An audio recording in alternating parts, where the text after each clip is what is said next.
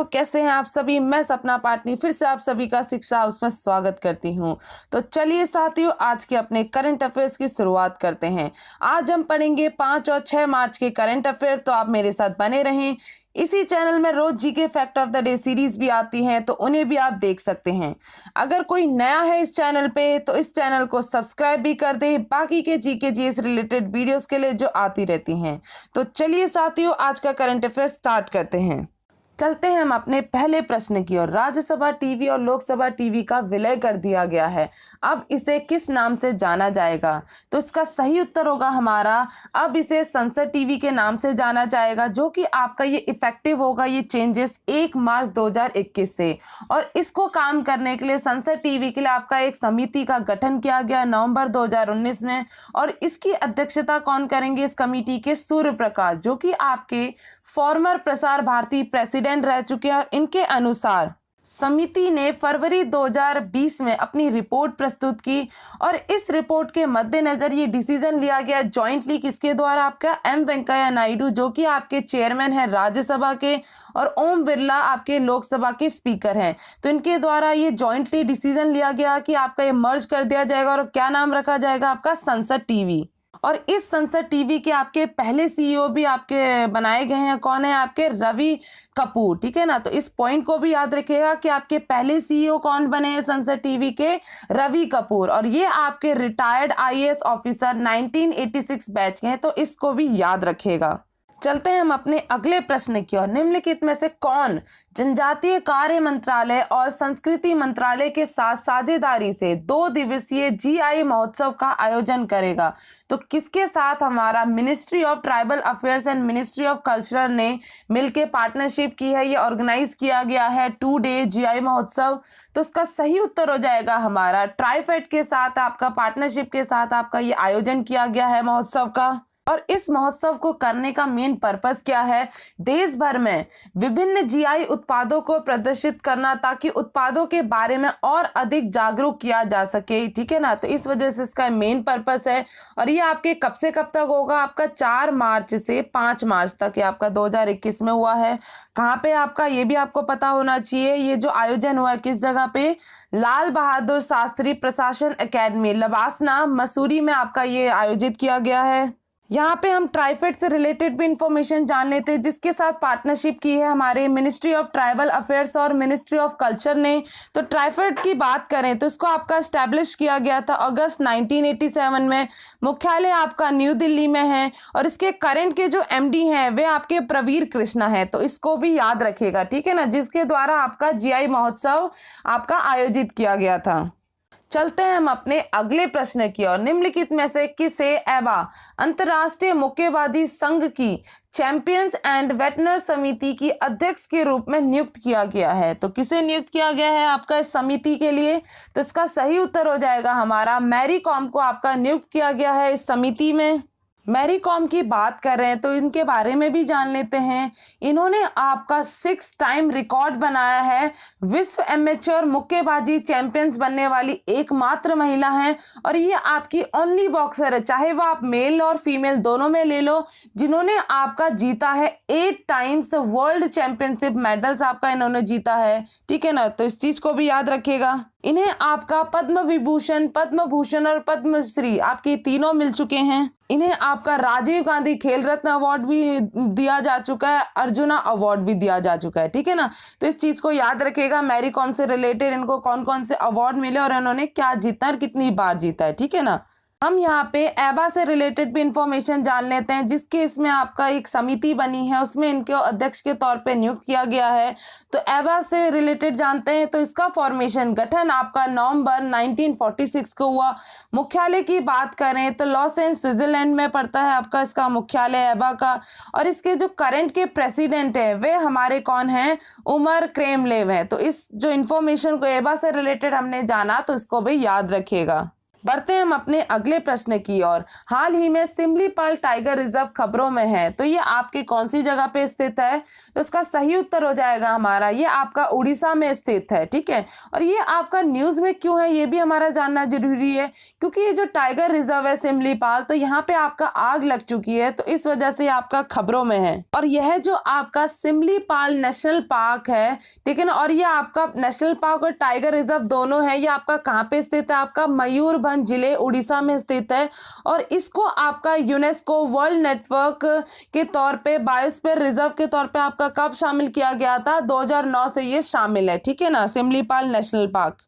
बढ़ते हैं हम अपने अगले प्रश्न की ओर। भारतीय बधिर क्रिकेट संघ IDCA Indian deaf cricket association द्वारा किस शहर में बधिरों के लिए ODI राष्ट्रीय जोन क्रिकेट चैंपियनशिप लीग का दूसरा संस्करण आयोजित किया गया है? तो कौन से शहर में?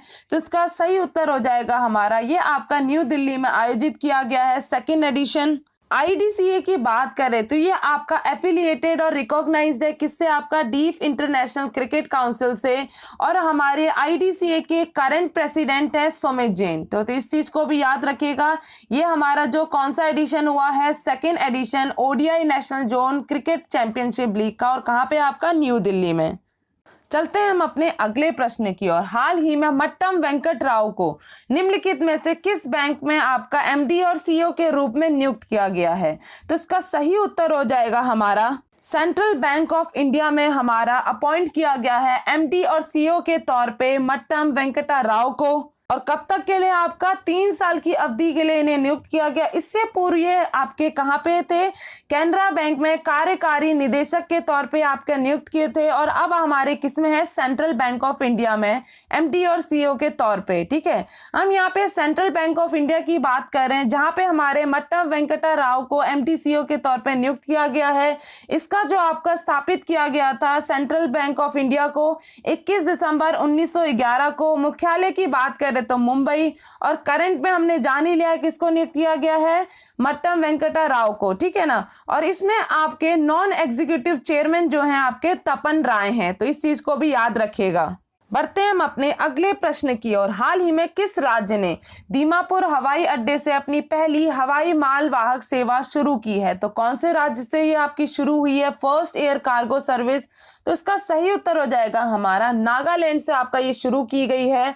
और ये आपका दीमापुर एयरपोर्ट भी आपका चर्चा में रहा था। ठीक है ना, तो इस प्रश्न को याद रखिएगा कि दीमापुर एयरपोर्ट आपका कहाँ पे है? नागालैंड में।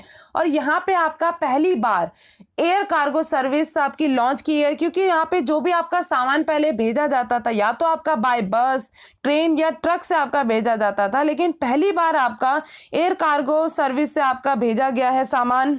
और इस सर्विस को आपका पहली बार हरी झंडी किसने दी है? आपके यहाँ के जो मुख्यमंत्री है नागालैंड के नेफ्यू रियो के द्वारा आपका आधिकारिक तौर पे आपका सेवा को हरी झंडी दिखाई गई है। यहाँ पे हम AAI airports authority of India से रिलेटेड भी जानकारी ले लेते हैं। इसको जो आपका स्थापित किया गया था 1 अप्रैल 1995 को किया गया था। मुख्यालय की बात करें तो नई दिल्ली। यहाँ पे जो आपके करंट के अध्यक्ष हैं वो अनुज अग्रवाल हैं। बढ़ते हम अपने अगले प्रश्न की ओर। हम हर साल वर्ल्ड वाइल्ड लाइफ डे किस दिन ऑब्जर्व करते हैं? तो किस दिन हम विश्व वन्य जीव दिवस के तौर पे मनाते हैं? तो इसका सही उत्तर हो जाएगा हमारा, हर साल 3 मार्च को हम वर्ल्ड वाइल्ड लाइफ डे के तौर पे ऑब्जर्व करते हैं। और इस दिन को मनाने का मेन पर्पस क्या है ये भी हमारा जानना बहुत जरूरी है। दुनिया के वन्य जीवों और वनस्पतियों के बारे में जागरूकता बढ़ाना इसका मेन उद्देश्य है इस डे को मनाने का। और इस बार ये 2021 की थीम क्या रही, क्योंकि थीम से रिलेटेड आपके प्रश्न बनते हैं, तो ये भी आप याद रखिएगा, forest and livelihoods sustaining people and planet. ठीक है ना, तो ये आपका 2021 की थीम रही है, इसको भी याद रखिएगा। बढ़ते हैं हम अपने अगले प्रश्न की ओर। हर साल वर्ल्ड हेयरिंग डे किस दिन ऑब्जर्व किया जाता है? तो कौन से दिन ऑब्जर्व किया जाता है? तो इसका सही उत्तर हो जाएगा हमारा 3 मार्च को हम हर साल वर्ल्ड हेयरिंग डे के तौर पे हम मनाते हैं।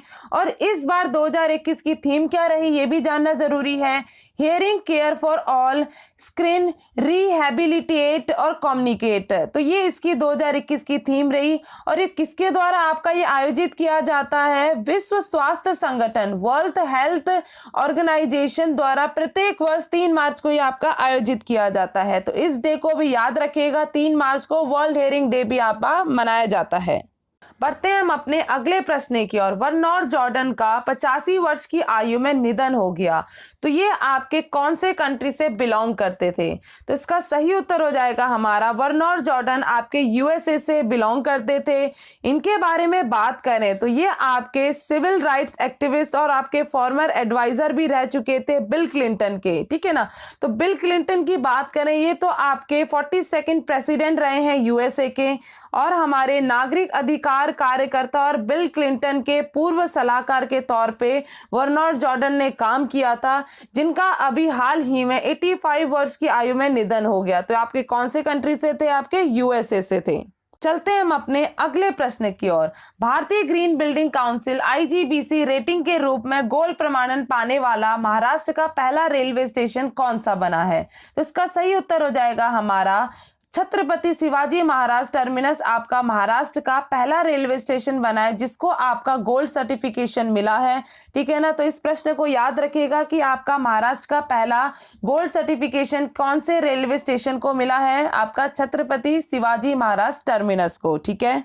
बढ़ते हैं हम अपने अगले प्रश्न की ओर। 4 मार्च को प्रति वर्ष राष्ट्रीय सुरक्षा दिवस मनाया जाता है। यह दिवस पहली बार कब मनाया गया?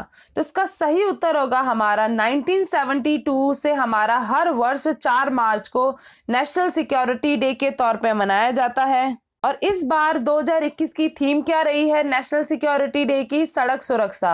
और ये जो आपका इस साल का मनाया जा रहा है, कौन सा ईयर है आपका? ये आपका 50वां राष्ट्रीय सुरक्षा दिवस है जो कि मनाया जा रहा है। और ये किसके द्वारा किया जाता है सेलिब्रेट हर साल 4 मार्च को? National security council of India के तौर पे आपका ये मनाया जाता है। ये भी जान लो कि आपका ये क्यों मनाया जाता है, क्योंकि इसी दिन 4 मार्च को आपका नेशनल सेफ्टी काउंसिल आपका स्टैब्लिश किया गया था। तो इसी के तौर पे आपका ये मनाया जाता है हर वर्ष 4 मार्च को नेशनल सिक्योरिटी डे। इसके साथ साथ एक और पॉइंट याद रख लीजिएगा कि आपका ये तो मनाया जाता है 4 मार्च को, लेकिन इसी के हिसाब से आपका नेशनल सेफ्टी वीक भी मनाया जाता है 4 मार्च से 10 मार्च तक, ठीक है। तो इस पॉइंट को भी याद रखिएगा कि नेशनल सिक्योरिटी डे 4 मार्च को ही मनाया जाता है, पर नेशनल सेफ्टी वीक आपका 4 से 10 मार्च तक मनाया जाता है। बढ़ते हैं हम अपने अगले प्रश्न की ओर। हाल ही में केंद्रीय मंत्रिमंडल ने रिन्यूएबल एनर्जी के क्षेत्र में किस देश के बीच समझौता ज्ञापन को मंजूरी दी है? तो कौन से देश के साथ? तो इसका सही उत्तर हो जाएगा हमारा फ्रांस कंट्री के साथ हमारा समझौता ज्ञापन को मंजूरी दी है। और आपके इस एमओयू में आपका क्या इंक्लूड होगा? वैज्ञानिक और तकनीकी कर्मियों का आदान प्रदान और प्रशिक्षण किया जाएगा, और इसी साइंटिफिक और टेक्नोलॉजी में आपका जो इंफॉर्मेशन और डेटा का आदान प्रदान भी किया जाएगा। और मोस्ट इंपॉर्टेंट आपका इस समझौते में ज्ञापन 2030 तक 450 गीगावाट की स्थापित अक्षय ऊर्जा क्षमता के लक्ष्य को प्राप्त करने में मदद करेगा। तो ये जो आपका एमओयू किया गया है, ये आपका 450 गीगावाट का टारगेट को पूरा करने के लिए, रिन्यूएबल एनर्जी कैपेसिटी को बढ़ाने के लिए आपका 2030 तक आपका ये मदद करेगा एमओयू। और ये आपका कौन सी कंट्री के साथ किया गया है? हमारा ये आपका फ्रांस के साथ किया गया है। हम यहाँ पे फ्रांस की बात करें तो उससे रिलेटेड भी इंफॉर्मेशन जान लेते हैं। फ्रांस की कैपिटल पेरिस है, जो कि आपका सीन नदी के किनारे स्थित है। यहाँ के प्रधानमंत्री की बात करें तो जीन कैस्टेक्स हैं, और प्रेसिडेंट यहाँ के आपके इमैनुअल मैक्रोन है, ठीक है ना। तो इस चीज को भी याद रखिएगा जो हमने फ्रांस से रिलेटेड इंफॉर्मेशन जानी। चलते हैं हम अपने अगले प्रश्न की ओर। भारत के रेल मंत्री द्वारा हाल ही में की गई घोषणा के अनुसार देश का संपूर्ण रेल नेटवर्क आपका कब तक विद्युतीकृत किया जाएगा? तो कब तक आपका इलेक्ट्रीफाइड कर दिया जाएगा हमारा इंटायर रेल नेटवर्क? तो इसका सही उत्तर होगा हमारा 2023 तक। और हमारे रेल मंत्री कौन है, हमें ये भी पता होना चाहिए। ये हमारे पीयूष गोयल जी के द्वारा हमारा ये आपका घोषणा की गई है कि आपका देश का संपूर्ण रेल नेटवर्क 2023 तक आपका इलेक्ट्रीफाइड कर दिया जाएगा। और इसके साथ साथ एक और पॉइंट याद रखिएगा कि आपके सारे रेल नेटवर्क आपके किस पे चलेंगे? आपके रिन्यूएबल एनर्जी पे चलेंगे 2023 तक, ठीक है ना।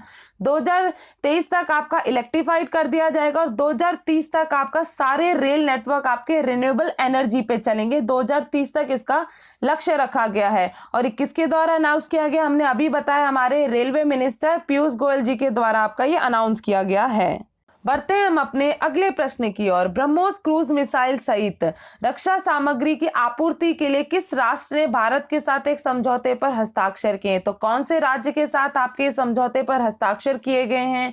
तो इसका सही उत्तर हो जाएगा हमारा फिलीपींस के साथ आपका ब्रह्मोस क्रूज मिसाइल सहित रक्षा सामग्री की आपूर्ति के लिए ये समझौते पर हस्ताक्षर किए गए हैं।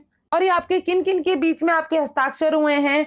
फिलीपींस में भारत के राजदूत शंभू एस कुमारन और आपके रेमुंडो एलिफेंटे जो कि आपके फिलीपींस के डिफेंस अंडर सेक्रेटरी हैं, इनके बीच में आपका एमयू पे हस्ताक्षर हुए हैं। हमने यहाँ पे जाना कि फिलीपींस कंट्री है जिसका आपका हस्ताक्षर हुए हैं किस चीज के लिए? आपका ब्रह्मोस क्रूज मिसाइल और आपका इसके साथ रक्षा सामग्री के लिए आपके हस्ताक्षर किए गए हैं। तो इससे रिलेटेड भी कुछ इंफॉर्मेशन जान लेते हैं इस कंट्री से रिलेटेड। तो इसके कैपिटल की बात करें तो आपका मनीला है। यहाँ पे जो करेंसी इस्तेमाल की जाती है फिलीपींस पेसो। प्रेसिडेंट की बात करें, यहाँ पे करंट के प्रेसिडेंट आपके रोड्रिगो डुटेर्टे हैं। और यहाँ पे जो हमारे फिलीपींस में भारत के राजदूत जो हैं वे हमारे शंभू एस कुमारन हैं। तो ये जो हमने फिलीपींस से रिलेटेड कुछ इन्फॉर्मेशन जानी तो इससे भी याद रखिएगा और ये इंपॉर्टेंट प्रश्न है तो इसको 100% याद रखिएगा। बढ़ते हैं हम अपने अगले प्रश्न की ओर। हाल ही में अंतरराष्ट्रीय क्रिकेट में एक ओवर में 6 छक्के मारने वाले तीसरे क्रिकेटर कौन बने हैं? तो इसका सही उत्तर हो जाएगा हमारा वेस्ट इंडीज के प्लेयर किरोन पोलार्ड तीसरे क्रिकेटर बन गए हैं। ये तो आपके तीसरे हैं। पहले की बात करें तो आपके हर्सल गिब्स हैं जो कि आपके साउथ अफ्रीका के प्लेयर हैं।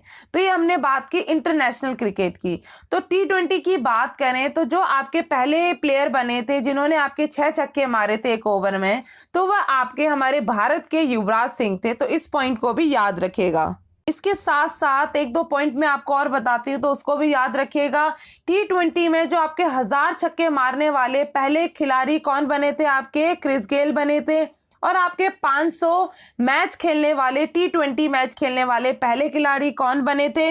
यह आपके किरोन पोलार्ड है। ठीक है ना। तो इस एक और पॉइंट आप याद रखिएगा कि जो तीनों प्रारूपों में जो आपके तीनों फॉर्मेट्स होते हैं खेल के T20, ODI और टेस्ट मैच, तो इन तीनों प्रारूपों में 100 मैच खेलने वाले दुनिया के पहले खिलाड़ी कौन बने हैं? यह आपके रॉस टेलर हैं। तो इस चीज को भी याद रखिएगा कि आपके जो 1000 छक्के मारने वाले T20 में, 500 मैच खेलने वाले T20 में और तीनों फॉर्मेट्स में खेलने वाले 100 मैच, तो इन तीनों पॉइंट को और हाल ही में जो हमारे तीसरे इंटरनेशनल क्रिकेट में आपके छक्के मारने वाले एक ओवर में कौन बने हैं, तो इन सब चीजों को याद रखिएगा जो मैंने आपको पॉइंट्स बताए हैं।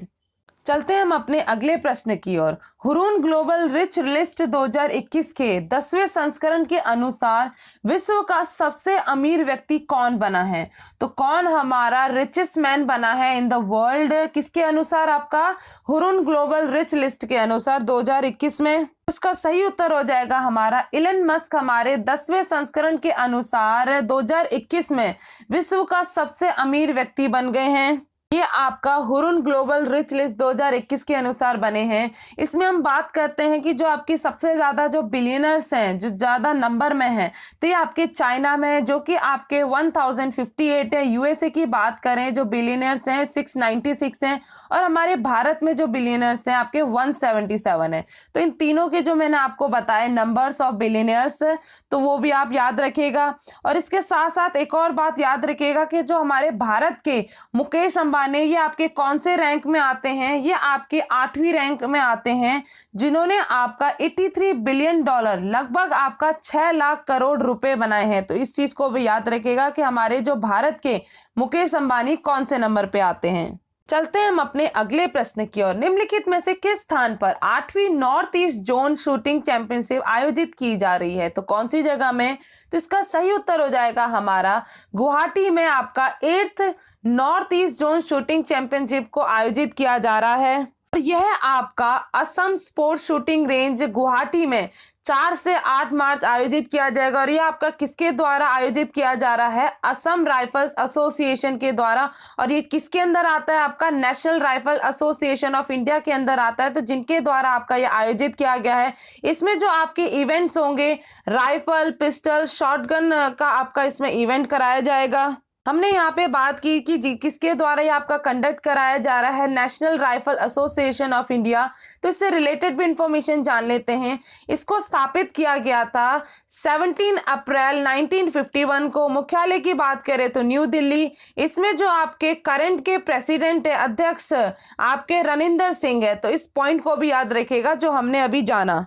चलते हैं हम अपने अगले प्रश्न की ओर। निम्नलिखित में से किसे सीआरपीएफ के महानिदेशक के रूप में अतिरिक्त प्रभार दिया गया है? तो किसे आपका एडिशनल चार्ज दिया गया है? तो इसका सही उत्तर हो जाएगा हमारा कुलदीप सिंह को आपका एडिशनल चार्ज दिया गया है डायरेक्टर जनरल ऑफ सीआरपीएफ के तौर पे।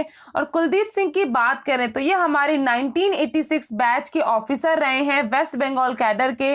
और इन्होंने आपका किसको रिप्लेस किया है? एपी महेश्वरी को, जिनका आपका टेन्योर कंप्लीट हो चुका था 28 फरवरी 2021 को। तो इनकी जगह पे आपका एडिशनल चार्ज दिया गया है कुलदीप सिंह को। ठीक है, ये आपका सीआरपीएफ में नियुक्त होंगे।